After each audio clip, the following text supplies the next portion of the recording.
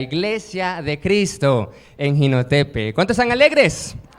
Amén. Que Dios nos llene de ricas y abundantes bendiciones. Es un honor, una alegría, un gozo el poder nosotros acá en la iglesia, la familia de Dios, poder tener a los hermanos de la Iglesia de Cristo en Santa Rosa y en Belén. Bienvenidos a todos. Amén.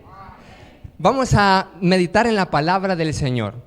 Y como vimos probablemente la publicidad, el tema se ha titulado Una iglesia verdadera. ¿Cuántos se consideran iglesia verdadera? Amén. Todos nosotros, yo recuerdo desde pequeñito, siempre fui instruido de que nosotros, la iglesia de Cristo, somos la iglesia verdadera, la iglesia genuina, y que todas las demás iglesias son sectas, ¿ya? Y que son religiones falsas y que nosotros tenemos la sana doctrina, ¿sí o no? Amén. Nosotros tenemos la sana doctrina, tenemos la palabra de Dios. Nosotros hablamos donde la Biblia habla y callamos donde la Biblia calla, ¿sí o no? Pero ¿qué pasa si todo este tiempo no hemos sido iglesia verdadera? Hay muchas iglesias, hay muchas religiones, y cada persona que está en su iglesia y en su religión cree que es la verdadera. ¿Y qué pasaría si descubriéramos que nosotros somos una iglesia más? ¿Cómo sería nuestra reacción? ¿Cuál sería el efecto en nosotros? ¿Iglesia verdadera? Vamos a irnos a la palabra de Dios. Y 1 Timoteo, capítulo 3, versículo 15, de la palabra de Dios para todos, dice así la palabra del Señor. Pablo describe a Timoteo las siguientes palabras y dice así: quiero que sepas cómo se debe vivir en la familia de Dios. Esa familia es la iglesia del Dios viviente, columna y soporte de la verdad. Palabra de Señor. Amén. Ahí está. Es hermoso, amados hermanos, cuando creemos y tenemos la seguridad de que realmente pertenecemos a la iglesia verdadera. Cuando nosotros, después de haber buscado muchas iglesias y decir, he encontrado la iglesia verdadera. Como cuando encontramos a nuestro amado hermano José Sánchez, esposo de nuestra hermana Connie, en aquel parque. Encontramos a nuestro amado hermano y él nos compartía. Yo he estado en muchas iglesias, pero ahora he encontrado la iglesia verdadera. Hoy, nuestro amado hermano está en la presencia del Señor. Mire qué bonito. Pero la pregunta es esta: ¿será que nosotros podríamos dejar de ser iglesia verdadera? ¿O siempre vamos a ser iglesia verdadera? Cuando nosotros tenemos la seguridad de que estamos en la iglesia de Cristo con la sana doctrina, la iglesia que Cristo fundó, tenemos la esperanza de la salvación, así como también un sistema de doctrinas, de creencias, de valores verdaderos que guían nuestra vida. De esta forma, nos sentimos seguros al pertenecer a esa iglesia y entregarnos en pasión completa al Señor. Pero, ¿podríamos dejar de ser iglesia verdadera?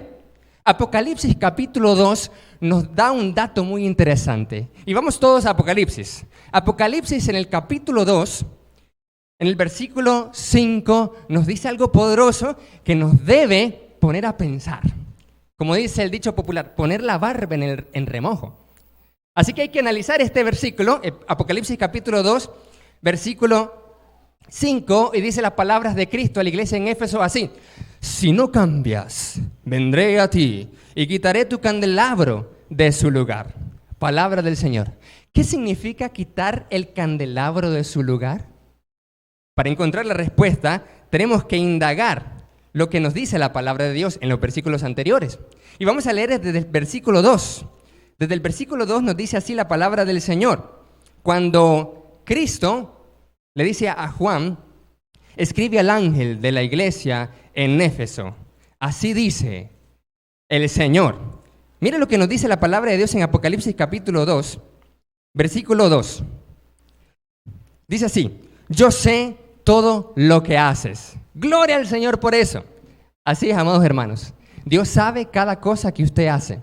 Él no se pierde ningún detalle. Sabe lo que ha hecho, el sacrificio que ha puesto, el amor que tiene, todo lo que hace para Dios.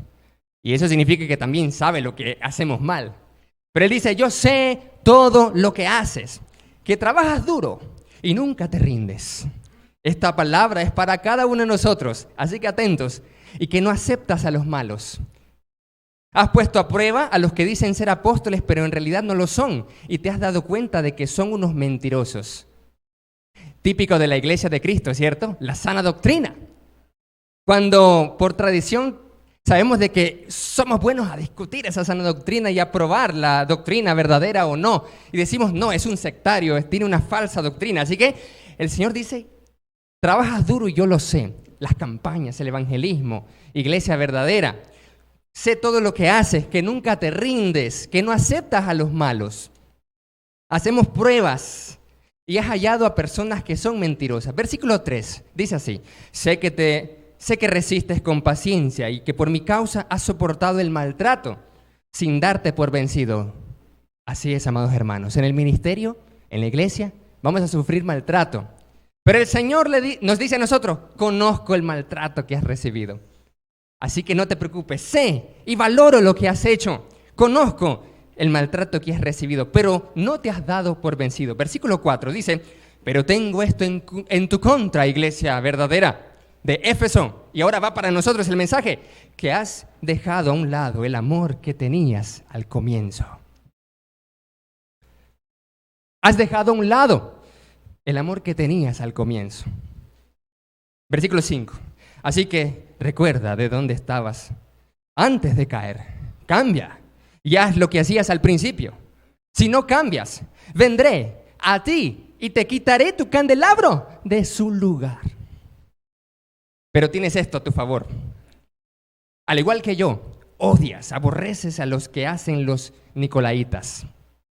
Y más adelante en Pérgamo vemos que esos nicolaítas convirtieron sus obras en doctrina. Así que nosotros somos bien celosos de la sana doctrina, ¿cierto? Pero, nos dice la palabra de Dios, has dejado tu primer amor. Esta versión dice, has dejado el amor que tenías al comienzo. Tu primer amor, esa pasión y ese entusiasmo cuando comenzaste al ministerio, al servicio, cuando te bautizaste o te reconciliaste, venías con todos los fierros, el ánimo temprano y no fallabas. Cuando te esforzabas para ser santo para Dios. ¿Cuántos se acuerdan de esa época? ¿Cuántos se acuerdan cuando nos entusiasmamos en el ministerio, en el servicio? Algunos dijimos, quiero estudiar la palabra de Dios en Vica, quiero estudiar. Y teníamos la ilusión de hacer muchos planes, muchos proyectos para Dios, para la iglesia, para el ministerio. Y no solo hablamos de la iglesia, hablamos de tus planes en el trabajo, en el estudio, que se los pusiste al Señor también. Pero luego dijiste, ya no más, me voy a rendir. No salen las cosas como quisiera. No me está resultando nada bueno, hay mucha oposición, hay crítica. Así que usted viene y se desalienta. Estoy solo. ¿Usted ha llegado a decir que está solo? Mira a su alrededor y no hay apoyo. ¿Y qué es lo que ha pasado? Has dejado tu primer amor. Has dejado esa pasión, ese ímpetu que tenías al principio. ¿Qué es lo que sucede? Esto es lo que tengo contra ti, dice el Señor, que has dejado a un lado el amor que tenías al comienzo. ¿Cuáles serían, amados hermanos, los indicadores, los síntomas de que una iglesia ha dejado su primer amor? ¿Cuáles serían los signos, los síntomas? Bueno, podemos decir en primer lugar una falta de involucramiento ministerial. Muchas veces en las iglesias pocos son los servidores, los del staff. Muchas veces la mayoría solamente asistimos regularmente o a veces ni siquiera regularmente, solamente los domingos.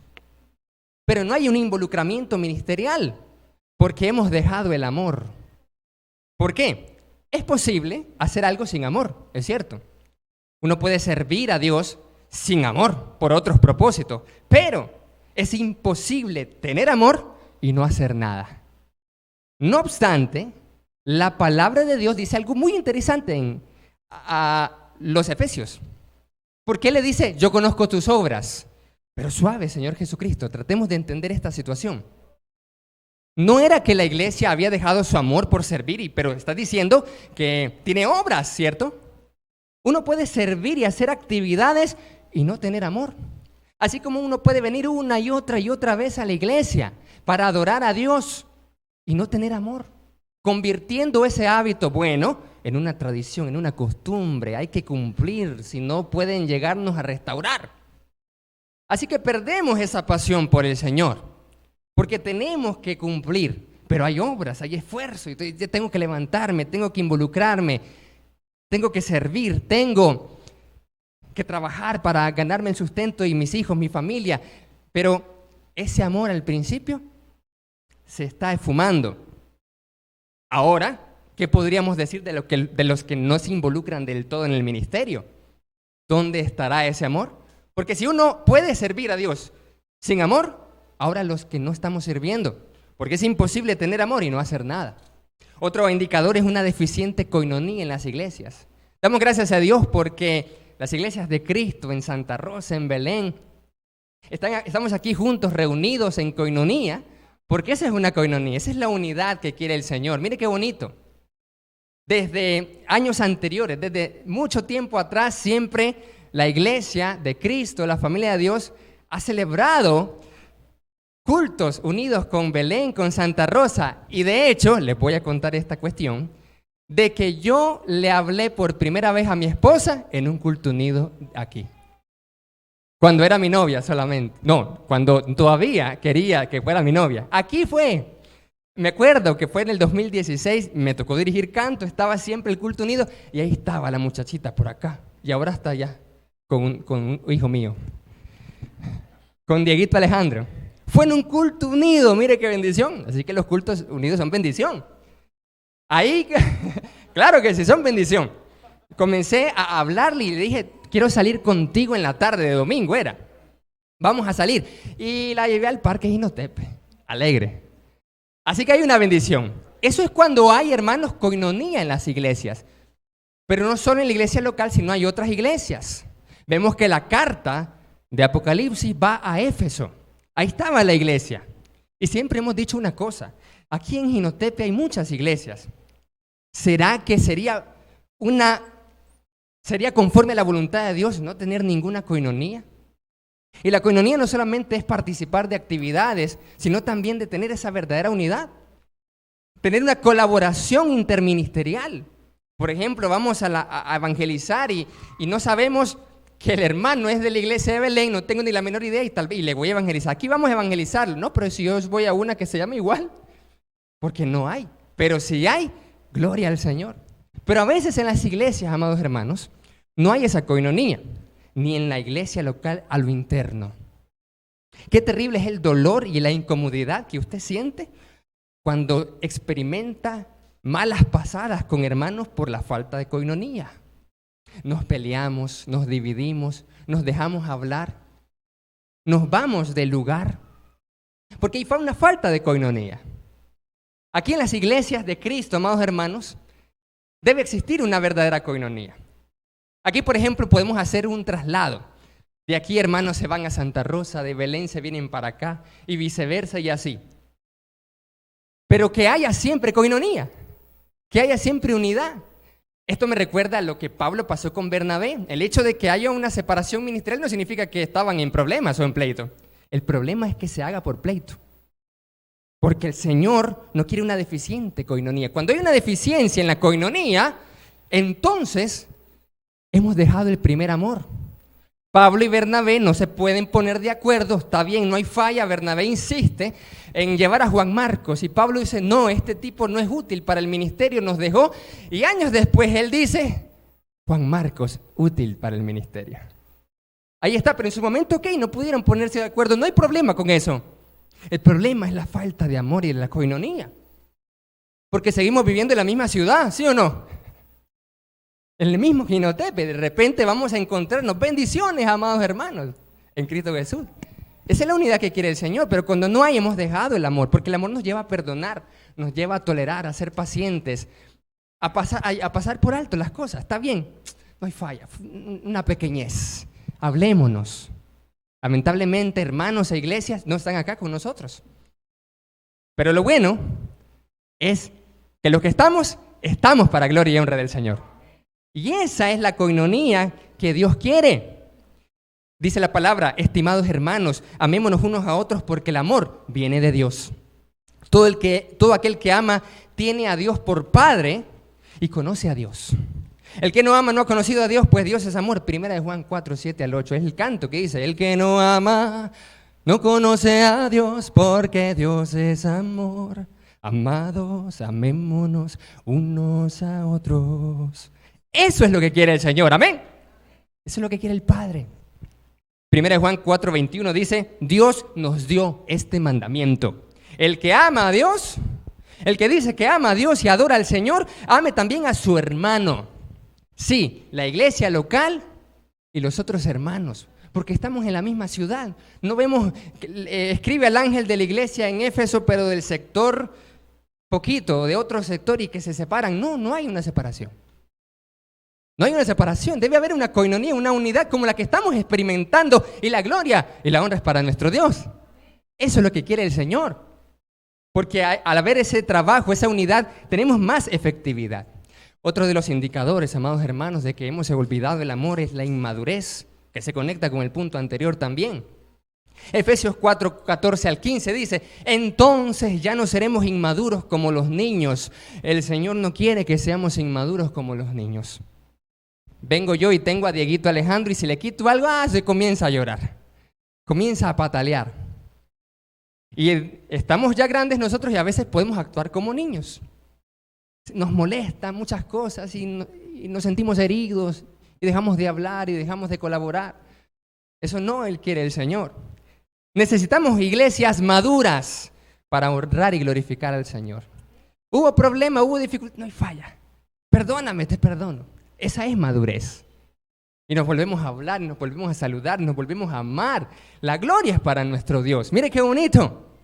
Pero cuando no hay madurez por la falta de amor, dice, somos arrastrados de un lado a otro y empujados por cualquier corriente de nuevas enseñanzas. Y no solo de nueva doctrina, sino también cualquier cosa que nos metan en el cuento. O cualquier murmuración. Sí, fíjate que esto es así. En serio, no sabía. Y tal vez no es una correcta información del hermano, de la iglesia o del ministerio, lo que sea. Eso es cuando falta la madurez. Pero cuando hay una madurez, uno puede incluso escuchar, muy bien, no, dale el beneficio de la duda, tal vez no es así. No hay falla. Eso es cuando usted tiene amor, mire qué bonito. Hay que darle el beneficio de la duda. No hay falla. No penses en lo negativo, no penses en lo malo. Está bien, pues. Ok, sí, es cierto que la Biblia habla de que pueden haber personas malas, pero piensen bien. Piensen bien. Entonces dice la palabra, no nos dejaremos llevar cuando haya madurez por personas que intenten engañarnos con mentiras tan hábiles que parezcan la verdad. En cambio, y ahí está el amor en la madurez. Y cuando hay olvido del primer amor, caigo en inmadurez. Dice, en cambio, hablaremos la verdad con amor. Palabra del Señor. Hay dos extremos negativos. El que habla la verdad, pero sin amor, y el que no habla nada. Y entonces viene usted y dice, en vez de hablar con la persona, viene y cae en la murmuración. Sí, fíjate que así. Pero cuando estamos de frente, ¿cómo está? No. Ese es un extremo, no decir nada, quedarnos callados, no hay falla. ¿Por qué? Porque no hemos desarrollado la madurez y la coinonía, esa interrelación. Por eso son importantes los grupos de crecimiento, las células o las tribus de coinonía, para fomentar y fortalecer las relaciones de amistad íntima y genuina en una iglesia local. Y también con otras iglesias, amados hermanos. Pero cuando no existe eso, entonces no hablamos, la verdad del todo, no hablamos, nos quedamos callados. Pero el otro extremo, cuando hablamos la verdad o nuestra verdad sin amor, le dije la verdad y lo quedé callado, lo callé porque le dije la verdad, le dije la verdura, dicen otros, la verdura, le dije la verdad, pero no tiene amor. O sea, el objetivo no es decirle la verdad, azarearlo, te voy a arrastrar, no, hablaremos la verdad con amor. Mire qué poderoso, mire qué bonito. Y así creceremos en todo sentido hasta parecernos más a Jesús. Otra de las cosas que nos critican muchas veces los de afuera y que podemos decir que es un olvido del primer amor es la falta o la poca pasión en la adoración a Dios. Mire lo que nos dice el Salmo 95, 1 al 6. Vengan, cantemos con júbilo al Señor. Y comenzamos a cantar. Yo tengo gozo en mi alma, pero al final, yo tengo gozo en mi alma. Sin pasión. Y los de afuera nos dicen eso. Tenemos que ver que es cierto que nos dicen eso. Y decimos nosotros, no, pero nosotros lo dicen porque no tenemos ningún instrumento de música. No hay ningún piano, no hay nada que ponga el ritmo, un pianito chévere que le haga chin, chin, chin. Y ya todo el mundo, no hay nada de eso y por eso no hay nada. No. Ok. Si nosotros somos iglesia verdadera, mostremos que no necesitamos instrumentos para ser apasionados por Dios en la adoración. ¿Cuántos dicen amén?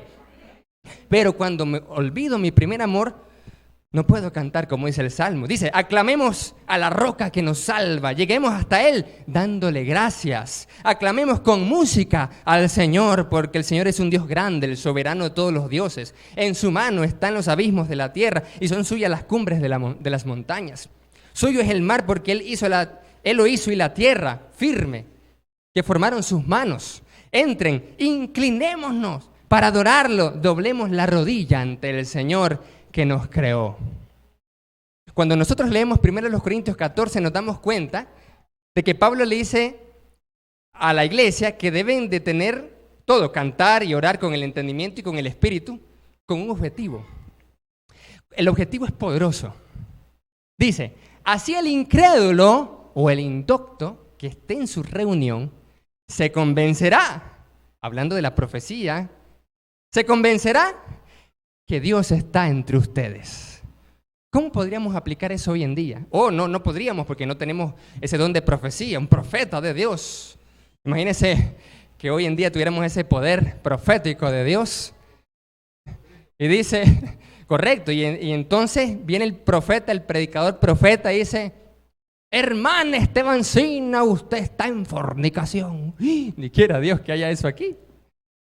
Que nos descubran las cosas, porque es lo que dice la palabra. Pero ok, no tenemos esos dones sobrenaturales, pero el objetivo sigue siendo el mismo. El objetivo es que las personas de afuera que vengan acá se den cuenta que Dios está entre nosotros. ¿Pero qué terminan diciendo, amados hermanos? Esa iglesia está apagada, esa iglesia está muerta, esa iglesia pareciera que no tiene a Dios. Porque la alabanza es apagada, la adoración es apagada, todo es apagado por caer probablemente en un formalismo tradicional, olvidando que la adoración en el Nuevo Testamento es intelectual y emocional también. Los salmos están llenos de emociones, de adoración a Dios. Crea en mí, dice David, un espíritu recto, un corazón, para que mis labios publiquen tu alabanza. Mire qué poderoso. Por eso David era llamado un hombre conforme al corazón de Dios, porque era un adorador apasionado por Dios, para adorarle. Prefiero estar en la casa del Señor un día que 1000 fuera de ellos. Pero cuando no hay este amor, se nos olvida.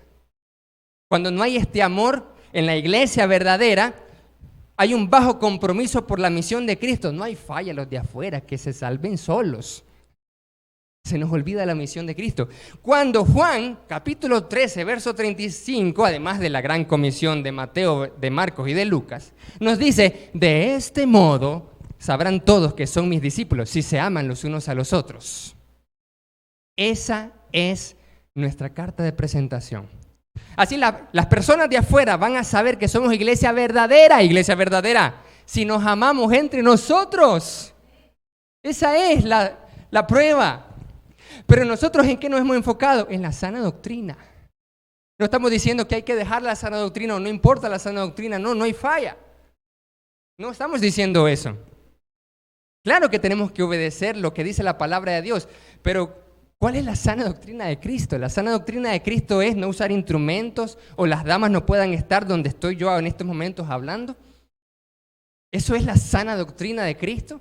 Cuando Cristo vino a predicar, Marcos capítulo 1,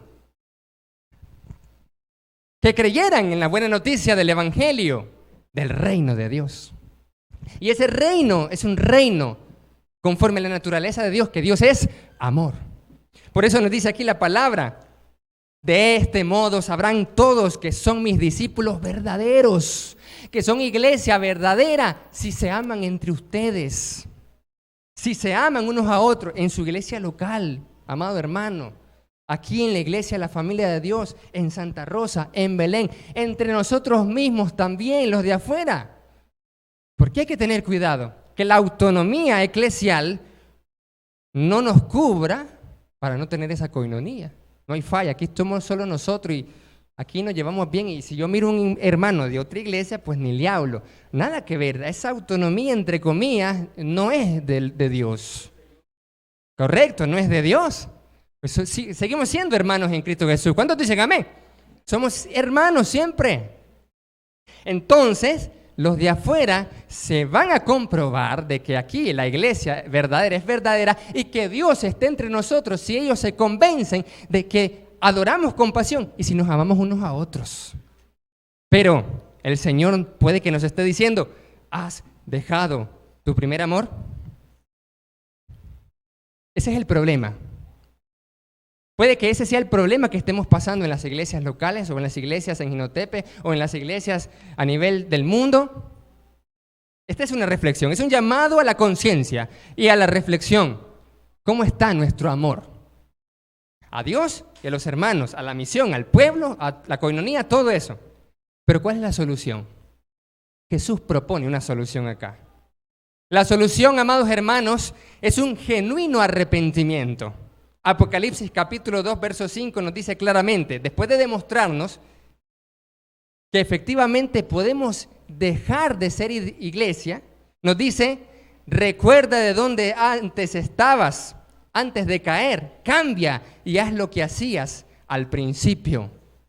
Si no cambias, vendré a ti y quitaré tu candelabro de su lugar. Ok, hermano, pero usted no mencionó qué significaba quitar el candelabro de su lugar. Cuando nosotros leemos Apocalipsis capítulo 1, en el versículo 20, vemos lo siguiente, dice así, el misterio de las 7 estrellas que has visto en mi diestra, y de los 7 candeleros de oro, las 7 estrellas son los 7 ángeles de las iglesias, y los 7 candeleros que has visto son las 7 iglesias. Ok, el candelero es una iglesia. Iglesia de Cristo en Belén es un candelero, Iglesia de Cristo de la familia de Dios es otro candelero, Iglesia de Cristo en Santa Rosa es otro candelero.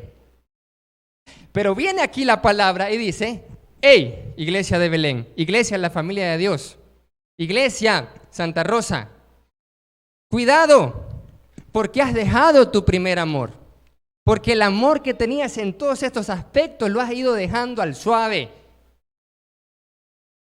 Has ido dejando la coinonía, la adoración, la madurez, el servicio, la evangelización. Si no cambias, vendré a ti y quitaré tu candelero de su lugar. Ese candelero, según el versículo 1, ¿en qué posición está?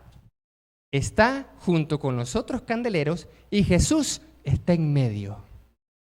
¿Ya se fijó en la posición del candelero? Jesús está en medio de los 7 candeleros. Mire lo que dice el capítulo 2, versículo 1. Escribe al ángel de la iglesia en Éfeso, el que tiene las 7 estrellas en su diestra, el que anda en medio de los 7 candeleros de oro, dice esto. El Señor Jesucristo es el que anda en medio de nosotros. ¿Cuántos dicen amén? Ahí está, mire, nosotros somos los candeleros y Él anda. Como dice el cántico, mírale paseándose a tu lado, caminando entre la multitud, muchos ciegos hay, porque no le ven, ciegos de ceguera espiritual. Pero aquí anda el Señor paseándose en medio de los candeleros, amados hermanos.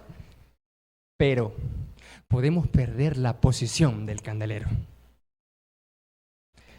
Si no te arrepientes, dice el Señor, si no cambias iglesia, si no cambiamos todos, porque todos somos iglesia, el Señor va a quitar el candelero, Iglesia de Cristo, la familia de Dios, o Iglesia de Cristo en Belén, o Iglesia de Cristo en Santa Rosa, de la posición y la va a dejar a un lado y los otros candeleros van a continuar con Cristo y Él paseándose en medio.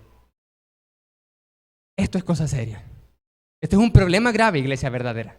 Eso significa que podemos dejar de ser iglesia verdadera y ni siquiera podríamos darnos cuenta y continuar haciendo culto los domingos, continuar en campaña, continuar en evangelización. Pero el Señor no está ahí. Hace rato que se fue. Eso es cosa seria. Y nosotros con la sana doctrina, congregándonos domingo a domingo, pensando que somos iglesia verdadera. No puede ser. Porque si dejamos este amor, el Señor dice, quitaré tu candelero de su lugar. Perderás, iglesia, la posición de ser iglesia verdadera, de que Cristo se pase en medio de nosotros. Este cambio es necesario. La solución es un genuino arrepentimiento. Arrepentimiento es metanoia, cambio de mente. Por eso la versión que estoy leyendo dice, cambia, y es lo que hacías al principio, con ese primer amor. Tienes que recuperar la adoración apasionada, iglesia. Tienes que recuperar la coinonía y la unidad en la iglesia, en lo interno y con las otras también. Debes seguir madurando. Debemos seguir involucrados en el ministerio. Debemos de salvar almas para Cristo. Pero ese cambio, ¿dónde comienza? Correcto, pero mire, esto es poderoso. No se lo pierda. Atentos, porque esto es poderoso, amados hermanos. Ese cambio comienza con algo. Comienza con alguien, comienzan con un grupo específico, porque dice la palabra de Dios, Apocalipsis 1, escribe eso al ángel de la iglesia en Éfeso. ¿Cómo es eso? Que Juan tenía que escribir una carta, la de Apocalipsis, a un ángel. ¿Cómo es eso? ¿Qué sentido tendría de que Juan escribiera una carta física a un ángel que es un ser espiritual? El ángel de la iglesia en Éfeso. La palabra ángel significa mensajero. Así que muchos intérpretes dicen, el ángel de la iglesia no puede ser aquí en Apocalipsis 1 un ser espiritual. No es un ser espiritual, que Juan le escribe a un ser espiritual para que haga algo, no. El ángel de la iglesia, el mensajero de la iglesia, son los líderes, amados hermanos. Los evangelistas, los predicadores, los dirigentes, los que llevan el mensaje, el cartero que tenía que recibir la palabra de mensaje y transmitírsela a la iglesia. El cambio comienza con nosotros, líderes de las iglesias de Cristo. En Belén, en Santa Rosa, en Jinotepe, nosotros iniciamos el cambio. ¿Por qué? Porque la palabra nos ha dicho a nosotros, escribe al ángel de la iglesia. Mire. Escribe al ángel de la iglesia. Es que el ángel tiene que comenzar. Amados hermanos líderes que estamos aquí, el Señor nos está escribiendo a nosotros, primero antes de la iglesia. Usted que es administrador en su congregación, evangelista, predicador, líder, algo, o lo fue y ya no está involucrado, está dejando su primer amor. No puede ser posible esto. Y otros quieren tomar un break y un reposo. ¿Cómo es posible? ¿Un reposo? No es posible. ¿Cuál es el llamado que tenemos de parte de Dios entonces? ¿Cuál es el llamado de parte de Dios, líderes? Porque el Señor dice, escribe al ángel de la iglesia, porque los líderes inician el cambio en la iglesia, amados hermanos. Porque dice la palabra, cambia y haz lo que hacías al principio. Escribe esto al ángel de la iglesia, a los líderes, a los dirigentes, a los evangelistas, a los predicadores, a los maestros. Porque la iglesia va a seguir a los líderes o puede rechazarlos, o puede apoyar, o puede no apoyar. Pero siempre hay un efecto en la membresía, siempre. Usted tiene el don de líder, usted fue líder, usted sabe predicar. ¿Qué pasa si yo dejara de predicar, por ejemplo, y todos los hermanos saben de que yo predicaba y todo eso, y de repente me comienzo a sentar y todos los hermanos me miran que solo llego a sentarme y ya no predico, ya no participo? No puedes. Eso genera un afecto también. Genera un efecto. Si yo hago algo, hay un efecto como líder. Si no hago algo, hago un efecto. Si yo dejo mis cargos, hay un efecto. Si yo hago algo malo, hay un efecto. Hay un efecto, líderes. Escribe al ángel de la iglesia. Pero siempre hay un efecto. ¿Qué está pasando? El Señor nos está llamando. No podemos descuidar el don que hay en nosotros. Como Pablo le dijo a Timoteo, ángeles de la iglesia, mensajeros, líderes, porque esto va primero para los líderes. escribe esto al ángel de la iglesia. La pregunta es, líderes, predicadores, los que compartimos la palabra, ¿eres llamado por Dios? ¿O vine aquí porque simplemente me invitaron? ¿O porque no tenía trabajo? Una opción. O porque como me corrieron, entonces hay una oportunidad. ¿Ese es un llamado de Dios? Analiza cuál es tu llamado. ¿Cuál es el llamado de Dios? El Señor nos llama a través de sus santos instrumentos, sí, pero ¿de qué forma? ¿Por dinero? ¿Porque no tenía otra alternativa? ¿Porque no tenía otra opción? Porque si no era aquí, voy a buscar un empleo en una empresa. ¿Ese es un llamado de Dios? Cuando sabemos de que realmente es algo poderoso, es algo, una gran responsabilidad, el llamado de Dios. No podemos aceptar algo si no estamos seguros que Dios nos está llamando a ser un ángel. No podemos aceptar algo así. Suave, no tengo otra alternativa, me quedo en Managua, voy a la otra, me vengo acá. ¿Y qué voy a hacer? Siempre hemos recibido muchas críticas, y una de ellas, por ejemplo, es, la iglesia no es una empresa. Es cierto, la iglesia no es una empresa, sino que tenemos que hacer las cosas con la ayuda de Dios de manera organizada. Pero muchos que critican que la iglesia no debería ser una empresa, actúan como empresa. Sobre todo en el mercado de los ministros y de los ángeles y de los misioneros. Porque sí, funciona como un mercado de oferta y demanda. Entonces vamos a una iglesia porque hay una oferta nada más, pero no por un llamado de Dios. Por lo tanto, cuando yo me quedo sin esa oferta, yo puedo irme a otro lado. Y de nada sirvió avanzar 1 año, 2 años, porque Dios no me llamó ahí, porque yo dije que sí a una oferta y más bien no llegué a nada.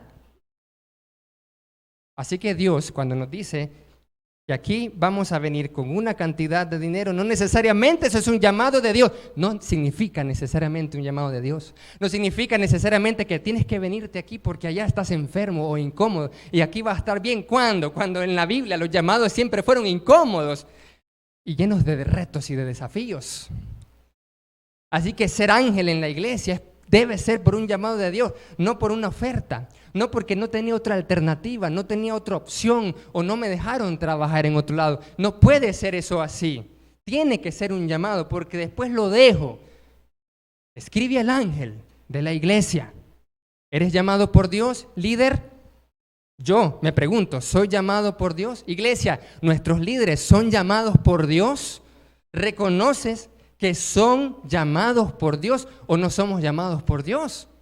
Y uno tiene que ponerse su arma en reposo y decir, Señor, ¿soy llamado por Dios? Se viene la pandemia, se cierra el edificio, la gente ya no hay. Señor, ¿soy llamado por Dios o me regreso mejor? Me regreso. Me equivoqué mejor. Tenía que meter papeles en una empresa. Dios nos está llamando, amados hermanos, porque Él mismo dice así. Cristo Jesús constituyó a unos apóstoles, a otros profetas, a otros evangelistas. Es Él el que constituye, ni siquiera la iglesia constituye, ni el patrocinador, ni el gringo, ni el supervisor, ni nadie es el que constituye. Solo son ellos instrumentos, pero el que constituye es Cristo Jesús. Evangelistas, pastores y maestros, con un propósito, amados hermanos. Iglesia, eso lo debe tener claro también usted. El propósito por el cual Cristo constituye a un profeta o predicador, a un evangelista o a un maestro en una iglesia. El propósito es, versículo 12, a fin de perfeccionar a los santos para la obra del ministerio. ¿Quiere decir que el líder no era para animarme? No. Aunque sí, eventualmente puede animar. Pero el fin de los ministros, de los líderes, del ángel de la iglesia es escribir algo que viene de Dios. Correcto. El ángel de la iglesia debe de transmitir lo que Cristo le dijo. Escribe al ángel de la iglesia esto de manera fiel, como un simple cartero. Eso es, a fin de perfeccionar a los santos. ¿Quiénes son los santos? La iglesia verdadera. La obra que tenemos los ángeles, los líderes, es perfeccionar a la iglesia a través de las clases, de las prédicas, usando lo que dice la palabra de Dios en Timoteo. Y toda la escritura es inspirada por Dios. ¿Y útil para qué? Para 4 cosas. Enseñar, redarguir, corregir e instruir. Pero cuando a veces dudamos de nuestro llamado, ¿sabe lo que nosotros optamos, hermanos? Por lo primero, enseñar solamente, porque es más fácil y no es tan incómodo. Pero la palabra me dice que tengo que enseñar, pero también redarguir y corregir. Ay, Señor, ahí no me gusta corregir a los hermanos. O redarguir, mejor solo enseñar, porque así, por ejemplo, yo digo algo ahí, así, de manera general, y tal vez lo pueden tomar o no tomar, y después cuando llegamos, hermano, Dios le bendiga, pero no hay una confrontación directa. Así que, ay, Señor, ángel de la iglesia, no estamos solamente para animar o para celebrar los cultos, sino para enseñar, para redarguir, para corregir e instruir. ¿Eres llamado por Dios? ¿Soy llamado por Dios? ¿Somos llamados por Dios?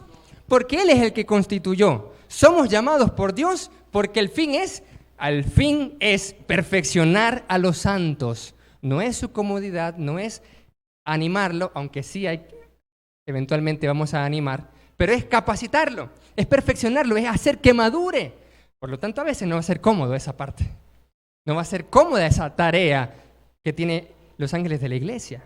Para la obra del ministerio, para la edificación del cuerpo de Cristo. ¿Hasta cuándo? ¿Un tiempito? No. ¿Hasta cuándo? Hasta que renuncie, hasta que busque otra opción mejor. Así una vez me dijeron, en una oferta ministerial, aquí te damos esta oferta hasta que consigas otra oferta mejor. Eso no es un llamado de Dios espiritual. Eso es mercado laboral, ministerial. Imagínese esto. ¿Eres llamado por Dios? ¿Vas a estar aquí hasta que consigas otro trabajo, otros ingresos? Ok, digo yo sí, porque no tengo otra opción. Eso no es un llamado de Dios, hermanos.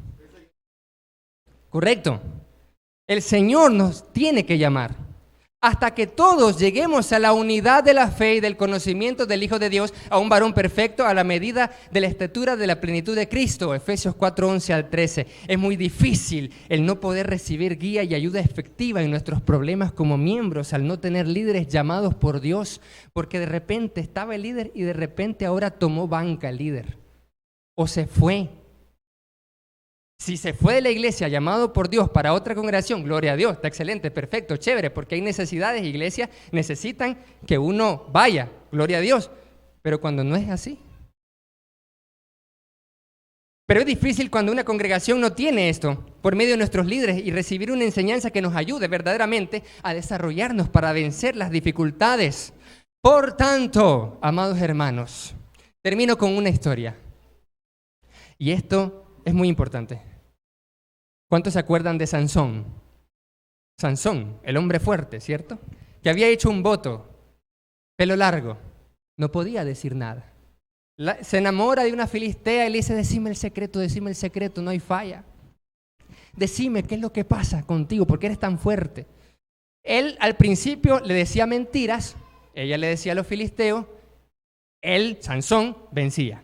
Pero al final, porque la mujer mala, no todas, ¿verdad? La mujer mala, filistea, es manipuladora, ¿sí? La mujer mala, filistea, es manipuladora y dice, tú no me amas. Fíjense que cuando uno lee esa historia parece una novela de Televisa, literal. Tú no me amas, le dice, tú no me quieres, porque si me amaras, confiaras en mí y me dijeras el secreto de tu fuerza. Mire qué poderoso. Me dijeras. Al final, ay, hombre, cayó redondo en el engaño. Y le dijo el secreto. Ella entonces le dice a los filisteos, él se le cortan los cabellos, pero hay una frase que es digna de atemorizar. Es atemorizante esta frase. Y Sansón, dice la palabra de Dios en Jueces. Sansón comenzó a luchar. Y pensó que derrotaría a los filisteos. Pensó que iba a lograrlo. Pensó que iba a tener la bendición de Dios, el avance. Pensó que era iglesia verdadera. Pensó que tenía el respaldo y la aprobación de Dios. Pensó que estaba con todos los fierros. Pensó que tenía la sana doctrina. Pero había dejado su primer amor. Y dice la palabra allí. Pero no sabía que Dios lo había abandonado. ¿Qué?